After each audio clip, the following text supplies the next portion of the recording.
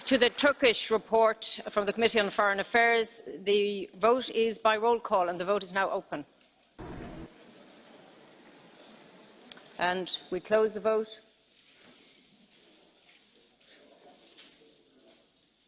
And that is adopted. A second Turkish report, this time on the resolution. Mr. President, Madam High Representative, ladies and gentlemen, 2 weeks ago I had the honour to chair an ad hoc AFET delegation to Yerevan, and in less than 24 hours we met the new Prime Minister, Nikol Pashinyan, several ministers, the Speaker of the Assembly, and also members of the Parliament from the ruling party, but also from the opposition. Let me highlight my three main findings of this trip. Firstly, the political transition in Armenia took place within the constitutional framework and without casualties. This is remarkable and was only possible due to the level-headed reaction of all parties involved. Secondly, the short and long-term goal to fight corruption and to reform the electoral law is most welcome. Effective implementation is key, and reforms should involve the opposition. As regards the next elections the High Representative just mentioned, the European Union should be ready to launch an election observation. And thirdly, this comprehensive and enhanced partnership agreement with Armenia is a milestone. The historical window of opportunity is not very wide. As the European Union, we should support Armenia where we can. Thank you.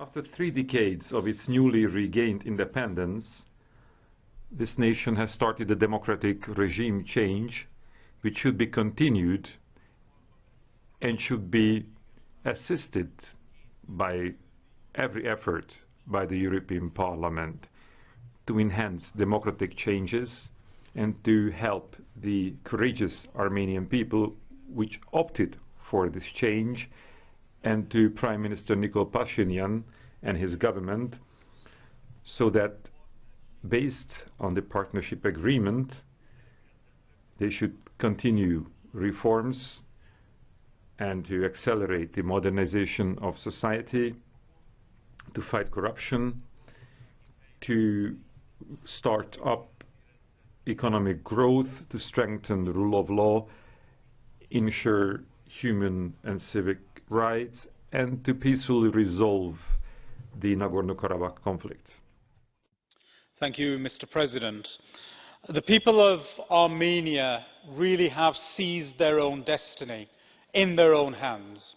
It could not have been envisaged by anybody at the time that we started or indeed finalised CEPA.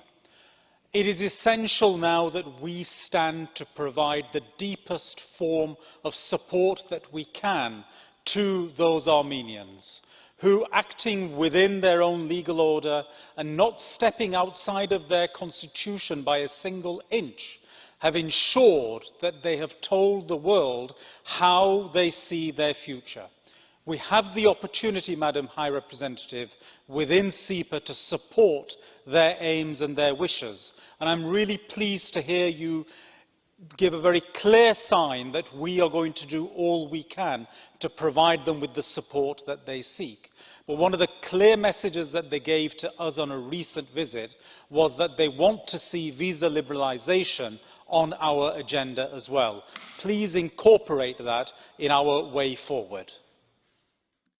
Madam Vice President, I was not absolutely certain when Russia bullied Armenia out of the DCFTA negotiations that we were engaged in with them, that relatively soon afterwards they would be back in this agreement negotiation format, and that relatively shortly afterwards, in political terms, we were able to conclude this agreement with them.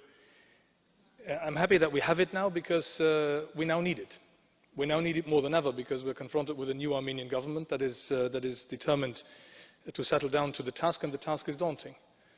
All the things that we can do for this country need now to be done better than they used to be done in the past. And it also, of course, had to do with corrupt governmental practices and the impossibility of channeling EU funds, which were always there abundantly, to where they were most desperately needed. All of this now needs to be done, and I would like to reiterate something that has been said already before, because I know from the Prime Minister and other members of the new Armenian government that this is what they're really now looking forward to. We need to try and make headway on the visa liberalisation front. This is also what the Armenian people would expect. What I think is extremely important regarding this agreement is that it will promote the basic EU values in Armenia: the fight against corruption and organized crime, strengthening the democratization of society, the rule of law, protection of basic human rights and freedoms, which is the largest interest of the European Union within Armenia.